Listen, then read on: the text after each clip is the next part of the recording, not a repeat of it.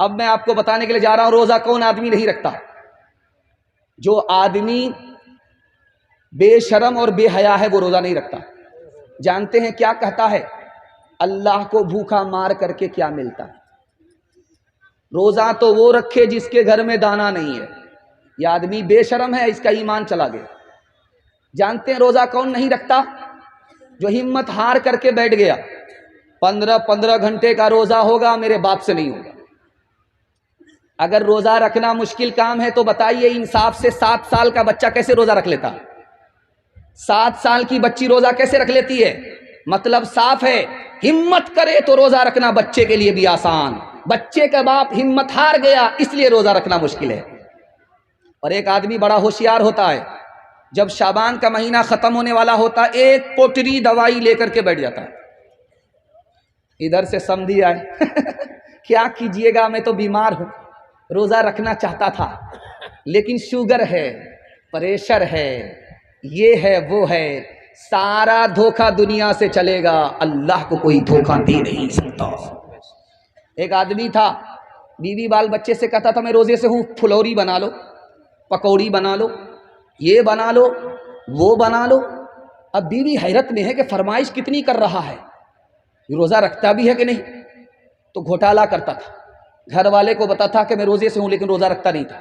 جب اس کو بھوک لگتی تھی، پیاس لگتی تھی، لنگی لے کر کے دریا میں جاتا تھا، ڈبکی مارتا تھا، منہ کھول کر کے جی بھر کے پانی پی لیتا تھا، اوپر آ کر کے دسترخوان پر بیٹھ جاتا تھا، فرمائشی پکوڑی کھا رہا ہے، فرمائشی پوڑی کھا رہا ہے، 99 دن چور کے 1 دن کوتوال کا۔ جیسے ہی بھوک لگی، پیاس لگی، دریا میں آ کر کے ڈبکی ماری، منہ کھولا، ٹنگڑو مچھلی منہ میں گھس گئی، ایک کانٹا اوپر، دوسرا کانٹا نیچے، منہ با دیا۔ اب ڈاکٹر کے پاس جب لایا گیا تو ڈاکٹر بھی سر پکڑ کر کے بیٹھ گیا، بھائی کچی مچھلی منہ میں، کانٹا اوپر کانٹا نیچے، بات کیا ہے؟ تب سمجھ میں آیا کہ اوپر سے پھیٹ پھاٹ تھا، نیچے سے مقامہ گھاٹ تھا۔ اور ایک تماشا دکھانے کے لیے جا رہا ہوں، آپ کو سن کر کے بڑی حیرت ہوگی۔ ایک آدمی 24 گھنٹہ عبادت میں رہتا ہے رمضان کے مہینے میں۔ وہ کون آدمی ہے جانتے ہیں آپ؟ روزہ رکھنے والا؟ ایسا نہیں، جو اعتکاف میں بیٹھا ہوا ہے وہ 24 گھنٹہ عبادت میں رہتا ہے، سوئے گا پھر بھی عبادت میں، کھانا کھائے گا پھر بھی عبادت میں، یہاں تک کہ پیشاب کے لیے جائے، پخانے کے لیے جائے، تب بھی عبادت میں لکھا جاتا۔ لیکن جانتے ہیں اس اعتکاف کے لیے جوان کو فرصت نہیں ہے۔ جو سب سے ریٹائر بوڑھا ہوگا محلے میں، جو رات بھر بیڑی پھونکتے پھونکتے حکے کا بہانہ دل کا دھواں نکالتا رہتا ہے، اسی کو کرایہ کر کے بورو کر کے لایا جاتا ہے، بٹھایا جاتا ہے، آپ بیٹھ جائیے، آپ کے پاس دنیا بھر کا ٹائم ہے۔ وہ بوڑھا جو اپنا بوجھ نہیں اٹھا سکتا، وہ پورے محلے کا بوجھ اٹھانے کے لیے کھڑا ہوا ہے۔ مسلمانوں نے اعتکاف کا جنازہ اٹھا دیا، اعتکاف کا تماشا کر دیا، اس لیے رمضان ملنے کے بعد بھی حالت نہیں بدلتی ہے۔ تیسری بات بتانے کے لیے جا رہا ہوں، رمضان میں تراویح کتنے دن میں ہوئی؟ 10 دن میں۔ رمضان میں تراویح کتنے دن میں ہوئی؟ 15 دن میں۔ تراویح ختم ہو گئی، لوگوں نے تراویح ختم کو کیا سمجھا کہ تراویح اب ختم، تراویح سے چھٹی۔ تراویح کے ختم ہونے کا مطلب تھا کہ قرآن ختم ہوا، قرآن مکمل ہوا، یہ مطلب تھا۔ تراویح تو چاند سے شروع ہوتی ہے، چاند پر ختم ہوتی ہے۔ اب 15 دن میں تراویح ختم، قرآن ختم ہوا، تراویح ختم سمجھ لیا۔ 10 دن میں قرآن ختم ہوا، ختم تراویح سمجھ لیا۔ اب لیلۃ القدر آ رہی ہے 20 کے بعد، اب مسجد میں کوئی نظر ہی نہیں آ رہا ہے۔ 83 سال کی رات آئی اور چلی گئی، یہ سوتا ہی رہ گیا، دھوبی کا گدھا، نہ گھر کا رہا نہ گھاٹ کا رہا۔ آخری بات بتانے کے لیے جا رہا ہوں، جب تراویح کے لیے حافظ کا انتخاب ہوتا ہے تو کمیٹی کے لوگ بیٹھتے ہیں، بیٹھ کر کے کہتے ہیں یار ایسا حافظ لاؤ جو سپر فاسٹ ہو، راجدھانی ہو، شتابدی ہو، سیدھے 1 دن میں بہار سے دلی پہنچا دے، کٹیہار سے دلی پہنچا دے۔ تو جیسی روح ویسا فرشتہ۔ ایک حافظ آ گیا، حافظ تھا نہیں اندر سے، وہ بولا کہ آنکھ بند کر کے آپ کو دلی پہنچا دیں گے 1 دن میں۔ इस बार हमको मौका दे दीजिए। तो लोगों ने कहा यार नहीं, बहुत भारी तरावी हो जाएगी, 3 दिन में ख़त्म कर दो। पहला दिन आया 10 पारे हो गए, दूसरा दिन आया 20 पारे हो गए, तीसरा दिन जब आया तो क्या कहता है, मुबारक हो मुबारक हो मुबारक हो, मिठाई बांटो, ख़त्म हो गई। अब उसमें एक आदमी था, उसको शक हुआ, सूरह यासीन तो पढ़ी नहीं है, सिर्फ यालमुन तालमुन करके सीधा दिल्ली पहुंचाया है। तो वो आदमी खड़ा हुआ कि हाफिज साहब ज़रूर दाल में काला है, ज़रूर घोटाला है। मैं पीछे रहा, सूरह यासीन तो आई नहीं। अब ये चोर समझ गया कि मेरी चोरी पकड़ी जा रही है। इसने सोचा कि निकलने का रास्ता क्या होगा, ये मंतिक से कैसे निकलता है दिखाने के लिए जा रहा हूँ। कहता आप बिल्कुल सही कह रहे हैं, मैंने जानबूझ करके सूरह यासीन छोड़ दिया था। ये मुर्दा पर पढ़ी जाती है, जिंदा पर नहीं पढ़ी जाती है। अगर मैं पढ़ देता तो पीछे आप लोग जिंदा नहीं रहते, सब मर जाते।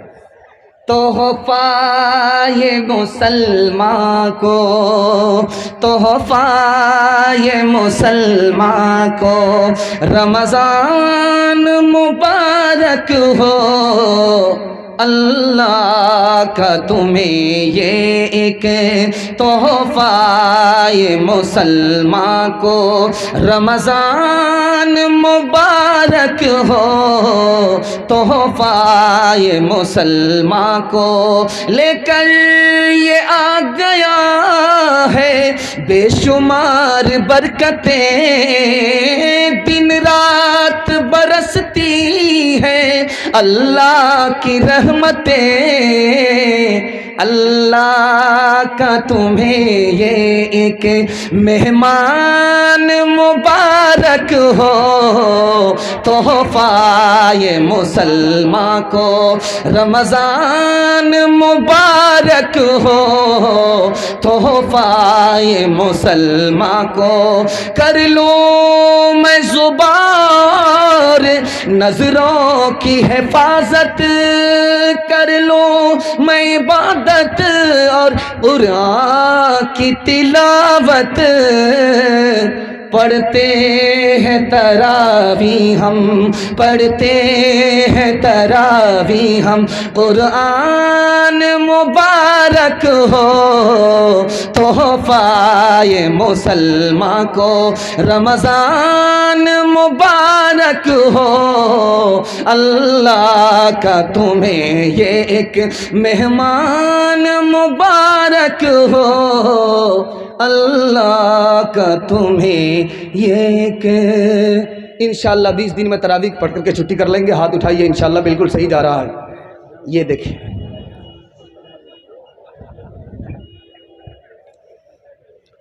दूसरा पैगाम आपकी खिदमत में दुनिया और आखिरत के हवाले से लेकर के आ रहा हूँ, और 2-3 मिनट में गुजर जाएगा, और बहुत ध्यान से आप सुन लेंगे, मैं कामयाब हो जाऊँगा। आपका इतना अच्छा जलसा है कि दिल खुश हो जाता है, और दिल से दुआ निकलती है अल्लाह आपकी हर मुश्किल को आसान फरमाए। ध्यान से सुनिएगा, बहुत जल्दी से निकल जाएगा। एक बहुत बड़े आलिम थे, उनका नाम था मिर्ज़ा मजहर जाने जाना। औरंगज़ेब रहमतुल्लाह अलैह के दौर के आलिम थे, किराए के मकान में रहते थे, अपना मकान नहीं था। पूछा कि हजरत किराए के मकान में रहते हो, अपना मकान नहीं, तो कहने लगे कि मौत के बाद अपना मकान किराया का मकान दोनों बराबर हो जाता है, दोनों से निकलना पड़ता। दूसरी मिसाल आ रही है, बहुत ध्यान से इसको सुनिएगा। एक आदमी मकनहा के बिल्कुल नुक्कर पर खड़ा था, उससे किसी ने पूछा कि जलसा कहाँ हो रहा है, आबादी कहाँ है, जलसा कहाँ हो रहा है? तो उसने कहा कि सीधा आप दायां लीजिए, दायां से बायां लीजिए, और आगे आबादी ही है। तो वो जैसे ही दायां लेकर के बायां गया, सामने देखा तो कब्रिस्तान है। सर पकड़ करके बैठ गया कि ये कैसा बेवकूफ़ आदमी है। मैंने बस्ती पूछा, आबादी पूछा, मकान पूछा, कहाँ लोग रहते हैं, जलसा वहाँ सुनने के लिए जाना था, ये हमें कब्रिस्तान भेज रहा है, जिंदगी में कब्रिस्तान भेज रहा है। वो पलट करके आया कि तुम कितने बड़े बेवकूफ़ आदमी हो, आने वाले मेहमान को धोखा देते हो। मैंने तुम्हें पूछा था कि जलसा कहाँ है, आबादी कहाँ है, तूने मुझे कब्रिस्तान भेज दिया। कहा मैंने गलत जगह नहीं भेजा, आबादी वही है, मैंने वहाँ सबको पहुँचते हुए देखा है, लेकिन वहाँ से किसी को कहीं जाते हुए नहीं देखा है, आबादी तो उसी का नाम है। तीसरा नमूना आपकी खिदमत में लेकर के आ रहा हूँ। आदमी मकान 4 मकसद से बनाता है, 3 मकसद तो गलत है, 1 मकसद सही है। تین مقصد صحیح ہے، ایک مقصد غلط ہے۔ پہلا مقصد کیا ہے؟ مکان بنائیں گے سر چھپانے کی جگہ مل جائے گی، یہ مقصد صحیح ہے۔ مکان بنایا ہے سردی گرمی سے بچ جائیں گے، یہ مقصد بھی صحیح ہے۔ مکان بنایا ہے دل کو سکون ملے گا، دل سے تکلیف نکل جائے گی، یہ مقصد بھی صحیح ہے۔ مکان بنایا ہے کہ دوسرا تعریف کرے، مکان بنانے پر بھی گنہگار ہوگا۔ ہر مکان کے اندر دو عیب ہے۔ جتنا خوبصورت مکان آپ بنا لیجئے، خدا کے واسطے اس کو دھیان سے سنیے گا، آپ کی ترقی کو کوئی روک نہیں سکے گا۔ دنیا کا سب سے بدترین پیسہ وہ ہے جو مکان میں لگتا ہے۔ مکان میں آپ زیادہ پیسہ مت لگائیے، گارا مٹی میں جو پیسہ چلا گیا وہ پانی میں چلا گیا۔ تجارت میں پیسہ لگاتے تو مال کو کھینچتا، پیسے کو کھینچتا۔ آپ نے مکان میں کمر توڑ پیسہ لگا دیا، دنیا کا سب سے بڑے بے وقوف انسان آپ ہیں، آپ کا پیسہ برباد ہو گیا۔ ضرورت سے زیادہ پیسہ مکان میں مت لگائیے، اللہ کے رسول کی زبان نے کہا ہے وہ بہت برا پیسہ ہے جو مکان میں لگ جاتا ہے۔ تجارت میں لگتا تو بہت اچھا پیسہ ہوتا، پیسے کو کھینچتا۔ ہر مکان کے اندر دو عیب ہے۔ پہلا عیب یہ ہے، چاہے آپ لال قلعہ بنا لیجئے، چاہے آپ تاج محل بنا لیجئے، ہر مکان کے اندر دو عیب ہے۔